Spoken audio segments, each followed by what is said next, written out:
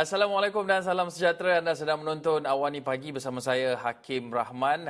Episod Awani Pagi kali ini saya berkeseorangan secara fizikalnya, tetapi saya tidak keseorangan secara maya sebab saya juga akan ditemani oleh dua orang tetamu kerana kita nak bercakap soal sukan selam skuba. Jadi berapa ramai daripada anda semua yang pernah berada di dasar laut pada kedalaman 12 meter, dan saya kira ini bukan sesuatu yang mampu dilakukan oleh semua orang, terutama sekali bagi mereka yang mempunyai masalah seperti hidrofobia ataupun klaustrofobia. Aktiviti menyelam ini mungkin akan jadi perkara terakhir yang akan dilakukan. Dan sedangkan bagi mereka yang ada kesempurnaan fizikal dan mental pun ada yang tidak mampu melakukannya. Bagaimana pula dengan mereka yang mempunyai gelaran ataupun status sebagai orang kurang upaya OKU. Dan untuk itu saya nak bersama dengan salah seorang individu yang mempunyai sertifikat ataupun sijil untuk menyelam di dasar laut ini pada kedalaman lebih daripada 12 meter sebenarnya. Saya nak bersama dengan Aisyah Arsyad, seorang penyelam skuba OKU. Apa khabar Aisyah? Selamat pagi. Selamat pagi, alhamdulillah. Okey Aisyah, mungkin ramai di luar sana yang tak berapa familiar dengan sukan selam skuba ni. Jadi mungkin buat permulaan ni boleh Aisyah ceritakan bagaimana terdetiknya rasa untuk Aisyah mencuba sukan selam skuba ataupun scuba diving ni Aisyah. Okey, pertama kali saya bukanlah batch yang pertama untuk selam scuba di Malaysia ni yang diadakan di Scuba yang dibawa oleh PEDI. Okey, jadi saya terpandang banyak lagi OKU di luar sana yang keadaan dia lagi orang tengok tu lagi teruk berbanding saya yang MPP. Jadi saya sendiri tanamkan nekat pada diri saya, kenapa yang lain boleh, saya tak boleh. Mesti ada cara bagi golongan-golongan seperti kami yang berbeza-beza kategori untuk mencuba sekarang scuba, dan saya percayakan itu. Aisyah, mungkin mereka di luar sana tidak mengetahui, tapi Aisyah sebenarnya merupakan survivor kanser tulang, dan bukan saja jadi orang kebanyakan, tapi Aisyah juga merupakan seorang atlet fencing wheelchair. Dan memegang status sebagai atlet itu pastinya memberikan satu cabaran untuk Aisyah mencuba sukan selam skuba ini. Tetapi Aisyah, apa bezanya? Kita serba maklum, atlet ni ada latihan tertentu, tapi nak memiliki sijil, terutamanya sijil advance open water ni, bukan satu perkara yang sama, cabarannya berbeza. Apa cabarannya? Okey, macam cabaran bagi seorang atlet dan selam scuba ni sangat berbeza. Bagi saya, selam scuba ni dia adalah satu benda yang sama, kesihatan. Tapi bagi saya, selam scuba ni dia more pada release, ketenangan yang saya boleh dapat pada selam scuba ni lah, berbanding daripada full time saya sebagai atlet. Sebagai atlet, saya kena fitness, kena endurance, saya memang semua diorang training, semua benda tu memang benda senang pelatih. Jadi selam scuba ni dia dua benda yang berbeza. Jadi itu yang buatkan saya rasa macam saya kena rasa dua benda yang berbeza ni tau. Jadi satu dia tak jauh pun daripada kesihatan. Itu yang buatkan saya rasa saya kena ada dua-dua benda ni. Aisyah, saya juga difahamkan Aisyah merupakan OKU pertama yang mempunyai ataupun memiliki disahkan sebagai certified advance open water atau memiliki sijil advance open water yang pertama di Malaysia ni. Jadi mungkin ramai yang mungkin kita nak kongsikan kepada di luar sana, selam-selam scuba ni mempunyai peringkat-peringkat tertentu, daripada mungkin discovery, sekadar snorkeling melihat ikan, tapi kemudian pergi ke open water, kemudian lebih dalam lagi. Mungkin Aisyah boleh ceritakan perbezaan fasa-fasa atau kelainan sijil itu. Okey, first yang saya tak pandai swimming. Jadi terus dibawa ke open water, tapi dia dah briefing, dah diajar untuk permulaan selam scuba ni. Jadi open water, dia kedalaman dia dalam 8 meter saya pernah pergi. Lepas tu macam advance ni, saya diturunkan melalui tali. Yang saya sendiri pun rasa macam memang jauh beza dengan open water. Jadi banyak benda yang di open water saya tak tengok macam saya tengok dekat advance. Jadi kat advance ni saya rasa macam daripada segi rasa bila masuk lebih dalam, turun pakai tali, saya awal dah cakap saya takut. Tapi saya cuba beranikan diri sebab saya tahu saya tak berseorangan. Jadi dalam advance tu saya rasa macam-macam rasa lah. Dia rasa tekanan, rasa macam jantung tu budak sangat laju. Tapi itulah cabaran untuk advance ni. Tapi advance memang seronok. Sebab advance dia ada naik selam malam. Lepas tu malam pun best juga. Memang tak ada pada open water lah. Apa yang Aisyah rasakan perbezaan dari segi emosinya dan juga dari segi fizikalnya apabila Aisyah mencuba selam-senam scuba ni? Emosi saya first memang saya takut. Tapi bila saya naikkan semangat saya balik, saya kata saya kena cuba. Sebab tak semua OKU memiliki semua benda ni. Tak semua OKU yang boleh dapat advance. Dari apa yang saya ketahui lah. Jadi, daripada bila dah kat dalam, tekanan dia tu membuat saya rasa pening, mual. Memang ada. Sampaikan saya masa ambil advance tu, saya sendiri macam dah tak berdaya. Naik di atas memang saya pening. Saya dah tak, ibarat macam kaki saya dah tak rasa. Dia punya gelombang tu rasa sampai macam tu. Tapi kat bawah tenang. Cuma dia rasa tekanan lebih pada open water lah. Tapi saya kira mungkin itu satu perkara yang normal untuk merasa sedikit tekanan sebab kita berada di dasar laut dan tekanan yang sama juga kita akan rasa apabila kita menaiki kapal terbang. Itu perkara yang hampir sama sebenarnya. Tapi dalam masa sama Aisyah, apabila kita bercakap mengenai ruang dan juga peluang yang diberikan kepada orang kurang upaya ini, Aisyah, bagaimana Aisyah merasakan fasiliti ataupun infrastruktur yang ada di negara kita ini boleh membantu untuk empower orang kurang upaya untuk mereka juga merasai pengalaman dan juga mencabar diri mereka? Okey, pertama sekali kita tekankan pada ibu bapa yang mempunyai anak kekurangan upaya. Jangan simpan anak mereka. Kena tonjolkan apa yang kat luar. Kadang-kadang setengah orang kurang upaya ni, maknanya yang tak berdaya, dia orang akan duduk kat rumah, tak bawa keluar. So ibu bapa pun lagi tak payah keluar. So kita kena bawa anak kita keluar. Kita kena tengok apa yang Malaysia sediakan. Daripada segi Malaysia perbanyakan macam kempen-kempen untuk orang kurang upaya, mempersatukan orang able dengan orang kurang upaya. Jadi sebab bagi saya di Malaysia masih terlalu jauh dengan luar negara. Yang contoh saya pernah pergi Kanada, Indonesia, memang jauh beza daripada segi pendekatan terhadap OKU. So kempen dan apa-apa khusus harus jangan dibezakan OKU dan able.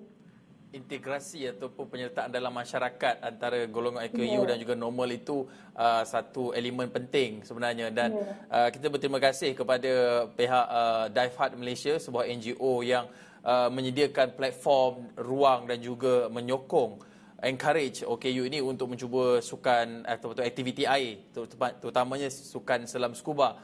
Dan Aisyah, penting untuk kita faham di sini bahawa sokongan sosial, sokongan ahli keluarga, rakan terdekat ini juga memainkan peranan penting dalam kita ingin membantu embrace ataupun mengangkat taraf OKU ini. Bagaimana Aisyah melihat kekuatan sokongan? Sebab kalau dalam sukan selam scuba ni pun dia memerlukan body yang betul-betul supportif untuk bersama dengan kita. Jadi bagaimana Aisyah melihat sokongan sosial ataupun orang sekeliling ini membantu?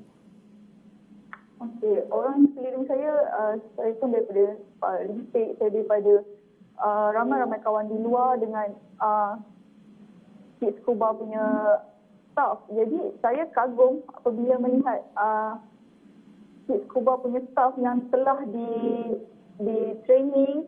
Saya rasa diorang begitu memahami, diorang begitu akrab dengan golongan-golongan seperti saya. Berbandinglah yang di luar sana. Saya pun tak salahkan manusia yang selalu mengkritik. Terutama pada diri saya sendiri. Saya bercakap tentang diri saya sendiri. Dan saya mengatakan, mempertikaikan untuk apa saya scuba. Seandainya saya perlu ada, masih ada orang yang membantu. Saya buat macam tak independen saja. Tapi saya tak pernah hiraukan kata-kata diorang. Banyak yang negatif berbanding positif yang saya rasa sekarang. Tapi saya just ketepikan benda itu semua. Aisyah, apa yang Aisyah boleh sampaikan kepada rakan-rakan di luar sana, terutamanya golongan yang OKU seperti Aisyah ini untuk membakar semangat mereka ataupun mungkin mengubah sedikit pandangan mereka? Itulah mungkin saya cakap tadi, saya nak nasihatkan mana yang baru sahaja yang menerima nasib seperti saya ataupun yang daripada lahir keluar. Saya tekankan pada parents dan penjaga lah. Kebanyakan diorang macam selalu berfikir anak diorang tak boleh kan. Benda ni mustahil tau. Selagi kita tak cuba, kita tak tahu. Macam saya pun, saya tengok pun dulu benda ni mustahil. Tapi ingin mencuba, sifat ingin mencuba. Dan kita pun sendiri tahu kemampuan kita. Jadi saya jangan mudah dengar cerita orang, jangan mudah ambil apa-apa negatif yang keluar dari seseorang. Malah negatif tu kita jadikan dia positif. InsyaAllah. Itu yang saya boleh cakapkan. Dalam setiap permasalahan ataupun situasi pasti ada ruang untuk kita muncul sebagai satu ataupun menjadikan perkara itu sebagai satu perkara yang positif dan memberikan kebaikan dan juga manfaat kepada semua. Terima kasih Aisyah Arshad, penyelam scuba OKU yang merupakan pemegang sijil Advanced Open Water pertama di Malaysia kalau tak silap saya, dan tahniah juga di atas keberanian yang ditunjukkan Aisyah daripada takut air sampailah boleh ada sijil Advanced Open Water. Dan kita akan berhenti seketika, tapi selepas ini kita akan melihat kepada jenis-jenis latihan dan juga sokongan dan fasiliti terutamanya untuk golongan OKU ini menjalani latihan ataupun apa yang digelarkan sebagai terapi air kepada mereka. Kita berhenti seketika, kembali selepas ini.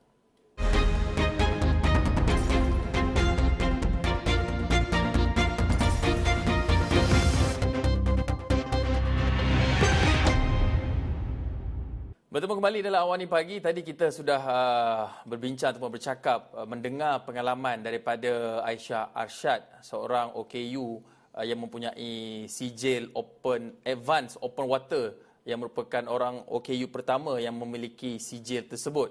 Ini satu pencapaian yang luar biasa sebenarnya. Tapi pencapaian ini tidak datang ataupun tidak hanya semata-mata daripada diri Aisyah, tapi juga memerlukan sokongan individu sekeliling dan juga dari segi fasiliti, latihan dan juga sokongan yang baik untuk encourage mereka ini menunjukkan potensi diri mereka yang sebenar. Dan bercakap mengenai sokongan, salah satu ataupun pihak individu yang memainkan peranan yang sangat penting adalah jurulatih selam scuba OKU, kerana mereka inilah yang saya kira mempunyai kesabaran yang amat tinggi sebenarnya untuk melatih golongan OKU, tahu cara nak tackle OKU untuk mereka unleash their true potential tu. Dan saya nak bersama dengan Tuan Haji Syed Abdul Rahman Syed Hassan, jurulatih senam scuba ataupun scuba diver instructor, dan juga merupakan duta Dive Hard Malaysia. Assalamualaikum Tuan Haji Syed, apa khabar? Waalaikumsalam, selamat pagi. Cantik baju, saya suka tengok baju padi tu. Baik, Tuan Haji, kita serba maklum bahawa sukan selam scuba ini mungkin mempunyai pendekatan yang berbeza dari segi latihannya. Pertamanya kita ingin memahami bagaimana sebenarnya jika seseorang yang mempunyai kesempurnaan fizikal dengan mereka yang mempunyai kekurangan dari segi fizikal ini untuk mereka menjalani latihan atau untuk mereka mendapatkan sijil pengiktirafan sebagai seorang penyelam scuba. Apa perbezaan dari segi mungkin hours of diving ataupun trainingnya? Terima kasih kerana beri peluang saya untuk memberi pencerahan ni. Perbezaan dia ialah untuk golongan yang jasa, kita memerlukan background, iaitu medical background yang perlu diberi iktirafan pada setiap instruktur tentang bahawa pelajar tu ada berpenyakit ataupun ada menghidapi sesetengah simptom, terutamanya ada sakit jantung, ada diabetik ataupun ada masalah lelah tersebut. Untuk golongan OKU, mereka perlu wajib mendapat surat pengesahan daripada doktor sebelum memulakan apa-apa aktiviti air, termasuk aktiviti snorkeling dan scuba diving. Itu satu SOP atau prosedur yang harus ada pada yang diterapkan pada semua jurulatih scuba di seluruh dunia sebelum kami mengambil peserta OKU untuk dilatih sebagai seorang penyelam scuba. Tuan Haji, daripada segi latihannya pula ataupun fasiliti, adakah mereka ni mempunyai equipment yang mungkin sedikit berbeza dengan mereka yang normal? Ada sedikit perbezaan di mana untuk golongan OKU yang menggunakan kerusi roda dikategorikan sebagai paraplegic, yang lumpuh pinggang ke bawah, mereka dicadangkan untuk menggunakan wet gloves, iaitu sarung tangan yang mereka boleh gunakan untuk menguatkan lagi pergerakan mereka di dalam air dengan menggunakan kuat dada, iaitu breaststroke. Wet glove tu memang ada di dalam pasaran dan ramai di antara pelajar saya yang OKU yang paraplegic, kategori paraplegic yang menggunakan wet glove. Dia memudahkan lagi pergerakan mereka di dalam air.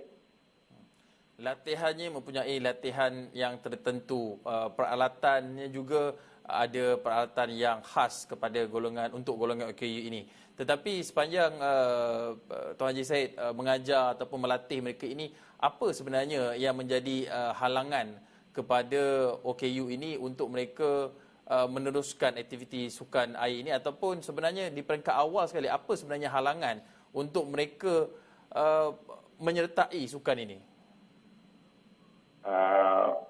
Ingin saya nyatakan bahawa kita di rantau Asia masih lagi mempunyai fobia untuk memberi peluang kepada golongan khas.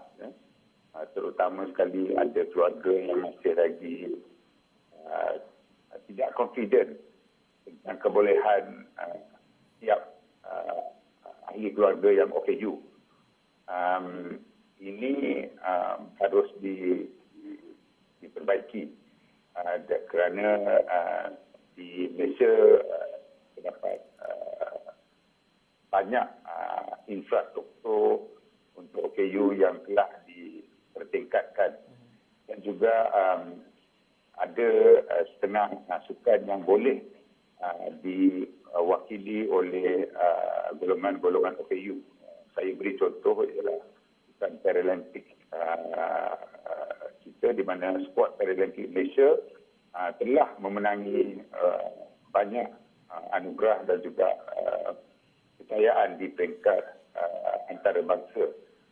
Ini juga berkaitan dengan sukan scuba diving dan juga sukan renang dan snorkeling, di mana kami ada menawarkan expertise, kepakaran profesional dengan kursus PADI Adaptive Technique Specialty dan juga program DIFAT, di mana kami ada SOP yang khusus untuk melatih golongan khas, golongan OKU untuk sukan air dan melibatkan sukan selam scuba.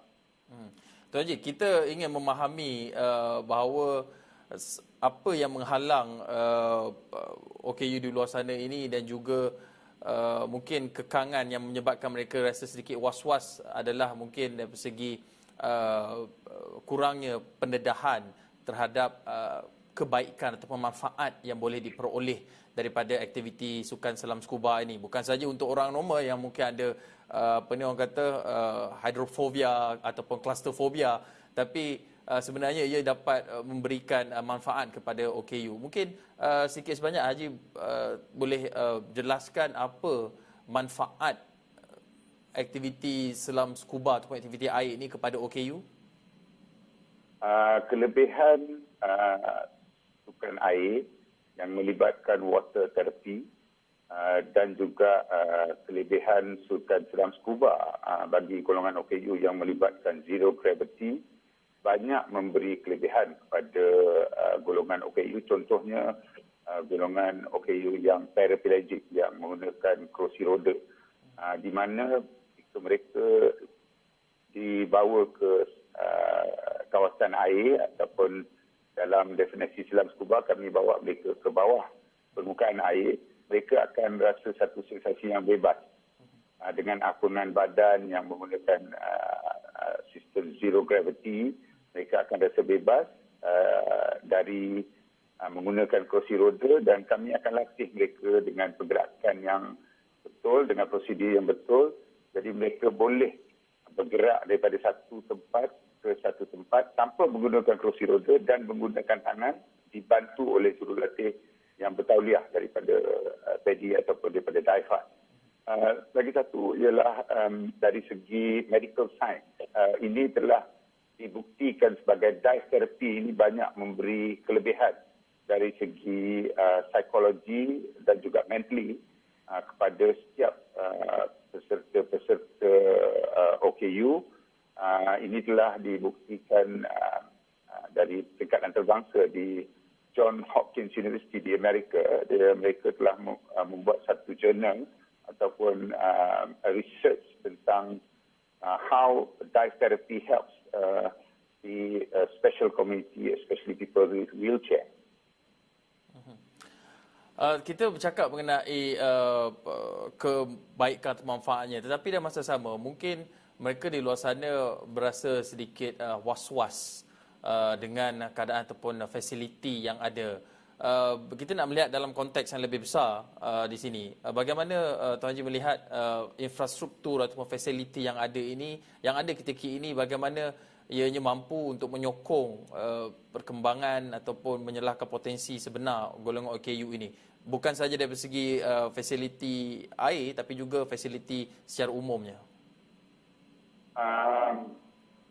Secara umumnya fasiliti untuk OKU telah kita nampak ada peningkatan dan juga ada pembaharuan. Secara amnya, contohnya di setengah eskalator di KLCC, di KL Central juga telah ada ramp untuk wheelchair, untuk orang berkursi roda dapat menggunakan eskalator juga. Dan juga ingin saya nyatakan setengah-setengah bas di Kuala Lumpur juga telah ada platform untuk golongan OKU, especially golongan yang berkursi roda untuk menggunakan kemudahan awam. Juga tidak lupa pada lift-lift yang ada di stesen LRT dan juga MRT. Ini ialah untuk memberi kemudahan kepada golongan OKU. Dari segi sukan air dan juga selam scuba, untuk golongan OKU